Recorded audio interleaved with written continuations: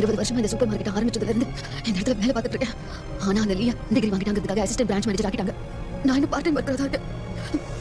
அந்த லியா விட நான் மேல் அதிகாரி ஆகணும். என்ன பிரான்ச் மேனேஜர் ஆக்கிட்டேன். இதுதான் என் முதல் ஆசை. என் பேரு காங் எம்சான். இன்னிலிருந்து நான் தான் உங்களோட புது பிரான்ச் மேனேஜர். அசிஸ்டன்ட் பிரான்ச் மேனேஜர்லி அந்த ஸ்பெஷலைஸ்ட் ஃப்ரோசன் ப்ராடக்ட்ஸ் நீ தான் டிஸ்ப்ளே பண்ணணும். நான் பண்ணணுமா? தொழிலாளிகள் என்ன பண்ணாலும் உங்களுக்கு தான் திருப்தி இருக்காதே. உங்க லிப்ஸ்டிக்கை கொஞ்சம் குறைச்சுக்கோங்க. ஸ்ட்ராங்கான பர்ஃபியூம் போட்டுட்டு சாம்பிள் டெஸ்டிங் ஏரியாக்கு போகாதீங்க. புரியுதா? இதுக்கு பதில் சொல்லுங்க.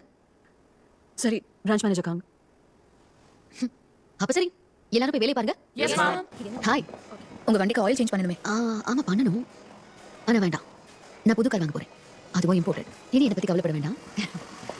மனுஷங்க எப்படிப்பட்டவங்கன்னு இப்போ உனக்கு புரிஞ்சிருக்குமே. நான் ஒரு கிளையண்ட் இழப்பேன்னு சத்தியமா எதிர்பார்க்கல. அது இருக்கட்டும், நீ என் கூட வரது சேஃப் தானா? நீ ஒரு ஜீனி உங்களுக்கு தெரியும். அவங்க கண்ணில் படாம இருக்க வேண்டாமா? அவங்க கண்ணுக்கு நான் வெறும் மணல் பெய்யாதான் தெரியும். தங்கம் போன்ற பிரகாசத்தோட அவங்களுக்கு காட்சி கொடுத்துருக்கேன்.